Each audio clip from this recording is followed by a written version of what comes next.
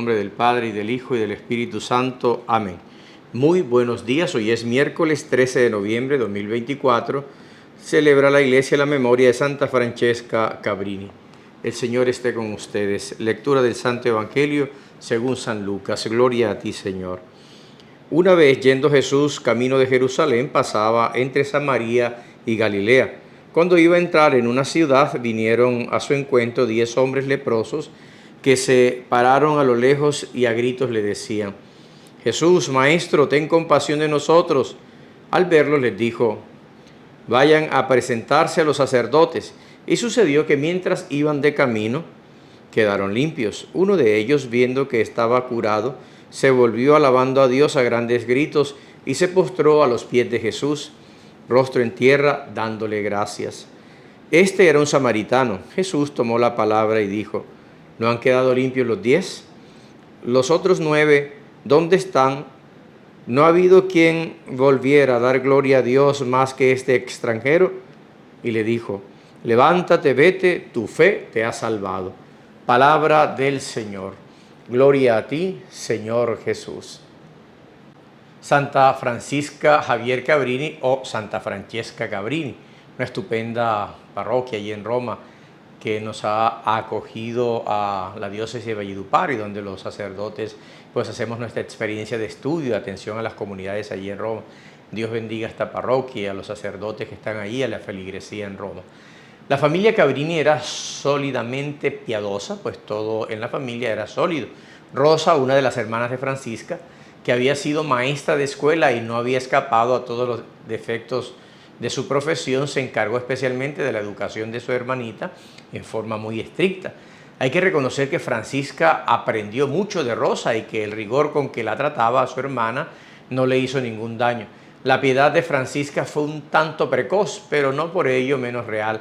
Oyendo en su casa la lectura de los anales de la propagación de la fe, Francisca determinó desde niña ir a trabajar pues, en las misiones extranjeras. China era su país predilecto. Francisca vestía de religiosa a sus muñecas. Solía también hacer barquitos de papel y los echaba al río cubiertos de violetas que representaban a los misioneros que iban a las misiones. Sabiendo que en China no había caramelos, renunció a ellos para irse acostumbrando a esa privación. Los padres de Francisca, que deseaban que fuese maestra de escuela, la enviaron a estudiar en la escuela de las religiosas de Arluno. La joven pasó con éxito los exámenes a los 18 años. En 1870 tuvo la pena enorme de perder a sus padres. Durante los 2 años siguientes, Francisca vivió apaciblemente con su hermana Rosa. Su bondad sin pretensiones impresionaba a cuantos la conocían. Francisca quiso ingresar en la congregación en la que había hecho sus estudios, pero no fue admitida a causa de su mala salud. También otra congregación le negó la admisión por la misma razón. Pero don Serrati, el sacerdote en cuya escuela enseñaba Francisca, no olvidó las cualidades de la joven maestra. En 1874, don Serrati fue nombrado preboste de la colegiata de Codoño. En su nueva parroquia había un pequeño orfanato llamado la Casa de la Providencia, cuyo estado dejaba mucho que desear. La fundadora, que se llamaba Antonia Tondini, y otras 2 mujeres se encargaban pues de la administración, pero lo hacían muy mal. El obispo de Lodi, Monseñor Serrati, invitaron a Francisca a ir a ayudar en esa institución y a fundar allí una congregación religiosa. La joven aceptó, no sin gran repugnancia. Así empezó Francisca lo que una religiosa benedictina califica de noviciado muy especial. Aunque Antonia Tondini había aceptado que Francisca trabajase en el orfanato, en vez de ayudarla, se dedicó a obstaculizar su trabajo. Pero Francisca no se desalentó. Con sus compañeras fundó la comunidad de las Hermanas Misioneras del Sagrado Corazón, bajo la inspiración del gran misionero jesuita San Francisco Javier. Cuando Francisca hizo los votos religiosos, tomó el nombre del santo, y en 1877 hizo los primeros votos con 7 de sus hermanas religiosas. Al mismo tiempo, el obispo la nombró superiora. Ello no hizo sino empeorar las cosas. La conducta de la hermana Tondina, quien probablemente estaba un tanto enferma de la cabeza, se convirtió en un escándalo público. Francisca Cabrini y sus fieles colaboradoras lucharon 3 años más por sostener la obra de la Casa de la Providencia, en espera de tiempos mejores. pero finalmente el obispo renunció al proyecto y cerró el orfanato. Después de decidir a Francisca: ¿vos deseáis ser misionera? Pues bien, ha llegado el momento de que lo seáis. Yo no conozco ningún instituto misional femenino, fundadlo vos misma. Francisca salió decidida a seguir sencillamente ese consejo. En Codoño había un antiguo convento franciscano vacío y olvidado. A él se trasladó la madre Cabrini con sus 7 fieles compañeras. En cuanto la comunidad quedó establecida, la santa se dedicó a redactar las reglas. El fin principal de las hermanas misioneras del Sagrado Corazón era la educación de las jóvenes. Ese mismo año, el obispo de Lodi aprobó las constituciones. 2 años más tarde se inauguró la primera filial en Gruello, a la que siguió pronto la Casa de Milán. Todo esto se escribe pronto, pero la realidad fue muy seria. En efecto, algunos alegaron de que el título de misioneras no convenía a las mujeres, y una madre se quejó de que su hija había sido engañada para entrarse en la congregación. A pesar de ello, la congregación empezó a crecer y la madre Cabrini demostró ampliamente su capacidad. En 1887 fue a Roma a pedir a la Santa Sede que aprobase su pequeña congregación y le diese permiso de abrir una casa en la ciudad eterna. Algunas personas influyentes trataron de disuadir a la santa del proyecto, pues juzgaban que 7 años de prueba no bastaba para la aprobación de la congregación. El cardenal Parocchi, vicario de Roma, repitió el mismo argumento en su primera entrevista con la Madre Francisca, pero solo en la primera entrevista, porque la santa se lo ganó muy pronto. Al poco tiempo se pidió a la Madre Cabrini que abriese no una, sino 2 casas en Roma, una escuela gratuita y un orfanato. Algunos meses más tarde se publicó el decreto de la primera aprobación de las hermanas misioneras del Sagrado Corazón. Como hemos dicho, la Madre Cabrini había soñado en China desde la niñez, pero no faltaban quienes querían convencerla de que volviese los ojos hacia otro continente. Monseñor Scalabrini, obispo de Piacenza, había fundado la Sociedad de San Carlos para trabajar entre los italianos que partían a los Estados Unidos, y rogó a la Madre Cabrini que enviase a algunas de sus religiosas a colaborar con los sacerdotes de la sociedad. La santa no se dejó convencer. Entonces el arzobispo de Nueva York, Monseñor Corrigan, insistió personalmente. La santa estaba indecisa porque todos, excepto Monseñor Serrati, apuntaban en la misma dirección. La Madre Francisca tuvo por entonces un sueño que le impresionó mucho y determinó consultar al sumo pontífice. León XIII le dijo: no al oriente, sino al occidente. Siendo niña, Francisca Cabrini se había caído al río y desde entonces tenía horror al agua. A pesar de ello, cruzó el Atlántico por primera vez con 6 de sus religiosas y desembarcó en Nueva York el 31 de marzo de 1889. Una multitud de europeos, pobres, italianos, polacos, ucranianos, checos, croatas, eslovacos, etcétera, emigraban a los Estados Unidos. Cuando llegó la Madre Cabrini, había unos 50.000 italianos solo en Nueva York y sus alrededores. La mayoría de ellos no sabían ni siquiera los rudimentos de la doctrina cristiana. Apenas unos 1.200 habían asistido alguna vez en su vida a la misa. El clero tenía sus dificultades, pues de cada 12 sacerdotes italianos en los Estados Unidos, 10 habían tenido que salir de su patria por mala conducta. Y las condiciones económicas y sociales de la mayoría de los inmigrantes estaban a la altura de las condiciones religiosas. Nada tiene, pues, de extraño que en el tercer concilio plenario de Baltimore, Monseñor Corrigan y León XIII hayan estado muy inquietos. La acogida que se dio a las religiosas en Nueva York no fue precisamente entusiasta. Se les había pedido que organizaran un orfanato para niños italianos y que tomaran a su cargo una escuela primaria. Pero al llegar a Nueva York, donde se les dio cordialmente la bienvenida, se encontraron con que no tenían casa, de suerte que por lo menos la primera noche tuvieron que pasarla en una posada sucia y repugnante.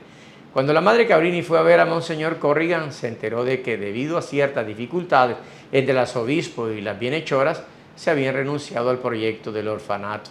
Por otra parte, aunque abundaban los alumnos, no había edificio para la escuela. El arzobispo pues determinó diciendo que en vista de las circunstancias, lo mejor era que la Madre Cabrini y sus religiosas regresaran a Italia. Santa Francisca replicó con su firmeza y decisión habituales: no, monseñor, el Papa me envió aquí y aquí me voy a quedar. El arzobispo quedó impresionado al ver la firmeza de aquella pequeña lombarda y el apoyo que le representaba en Roma. Por lo demás, hay que confesar que era un hombre que cambiaba fácilmente de idea. Así pues, no se opuso a que las religiosas se quedaran en Nueva York y consiguió que por el momento se alojasen con las hermanas de la caridad. Gran mujer esta, Francesca Cabrini. Necesitamos misioneros y misioneras que sigan pues anunciando el Evangelio con esa fuerza, con esa parresía de ayudar y educar a los jóvenes, a los niños y mostrarles pues el camino verdadero de Cristo. Un poco extensa, pero diciente, ¿no? Sobre todo porque tengo mucho afecto y mucho agradecimiento, no solo yo, sino todos los sacerdotes de la diócesis que han pasado por allí, mismo los obispos, también Monseñor Óscar José, agradecimiento por esa parroquia allí en Roma de Santa Francesca Cabrini que nos ha abierto las puertas para que nos formemos allí en las universidades. Lucas en el capítulo 17 dice: Jesús iba caminando de Jerusalén, pasaba entre Samaria y Galilea. Nosotros más o menos el mapa lo tenemos así: Galilea arriba, Samaria en la mitad y Jerusalén abajo. Los samaritanos con el resto de Israel eran pues enemigos. Había 10 leprosos, ustedes conocen, ojalá busquen por allí en el libro de Levítico, la ley de purificación. 10 leprosos que tenían que vivir excomulgados, por decirlo de alguna manera, sacados de la comunidad, tenían que vivir en harapos, gritando siempre: aquí hay un leproso, para que los que no tenían no se juntaran con ellos, porque además de ser una enfermedad, parecía una cosa de castigo de Dios, ¿no? Una impureza, que habían cometido un pecado grave y en el pensamiento de ese tiempo pensaban que era un castigo divino. Ahora los mandaban a una región donde estaban los leprosos que no se juntara con la otra gente. Era bastante difícil la situación para ellos. Pues iban estos 10 leprosos y empiezan a gritar, ¿no? Desde lejos a Jesús: Maestro, ten compasión de nosotros. Jesús los ve y les dice: vayan a presentarse a los sacerdotes, es decir, a cumplir con el ritual que había establecido Moisés en el Antiguo Testamento.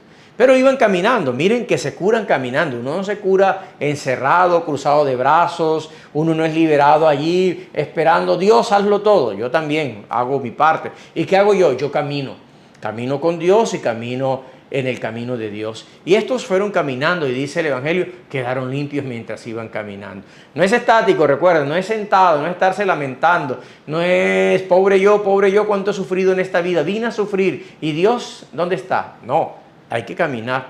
Y uno de ellos, viendo que estaba curado, se regresó dando gloria a Dios a grandes gritos, dice el Evangelio, se postró a los pies de Jesús, rostro en tierra, se postró. Postramiento significa reconocer que el otro es superior, que el otro es Dios. Le dio gracias a Dios y entonces dice el Evangelio, este era un samaritano, un pagano, uno que era maldito, ¿no? Según los pensamientos de ese tiempo, porque ustedes conocen por la historia, ¿no? Samaria y Judá al sur, pues había quedado en esa situación difícil, ¿no? Abajo con capital Jerusalén y arriba Samaria, que era la capital. Ahora, ¿no han quedado limpios los 10? Y le pregunta Jesús, ¿los otros 9 dónde están? ¿No había quien volviera a dar gloria a Dios más que este extranjero, este samaritano? Levántate, le dice Jesús, vete, tu fe te ha salvado. ¿Por qué los otros 9 no regresaron? Eran judíos, eran del pueblo de Dios, pensaba que Dios les debía la curación. Pensaba que Dios tenía una deuda profunda con ellos y tenía que curarlos. Desgraciadamente también así hay mucha gente, ¿no? Entre nosotros los cristianos creemos que lo merecemos todo. Usted ni yo merecemos nada. Si nos da Dios las cosas, es un regalo suyo, un don suyo. No es por sus muchas oraciones ni por las mías. Es que yo voy a misa diariamente, me confieso con frecuencia. Estupendo. Rezo no sé cuántos rosarios, ya tengo callos en los dedos. Dios me debe a mí todo lo que le pida. Falso. Eso no es así. Dios regala, da misericordiosamente sin merecerlo. Nosotros no compramos porque estaríamos siendo como los fariseos, ¿no? Pensando que es que yo le compro a Dios y Dios me paga. No, Hay que ser agradecidos. Dios le ha dado muchas cosas a usted y a mí. Y por eso hay que agradecerle. Es de bien nacido ser agradecido, dice un adagio, ¿no? Ser agradecidos es de bien nacidos. Hay que agradecerle a Dios por todo. Gracias, Señor, por la vida. Gracias por tu amor. Gracias por tu misericordia. Que el Señor los bendiga a todos en el nombre del Padre, y del Hijo, y del Espíritu Santo. Amén. Feliz día para todos.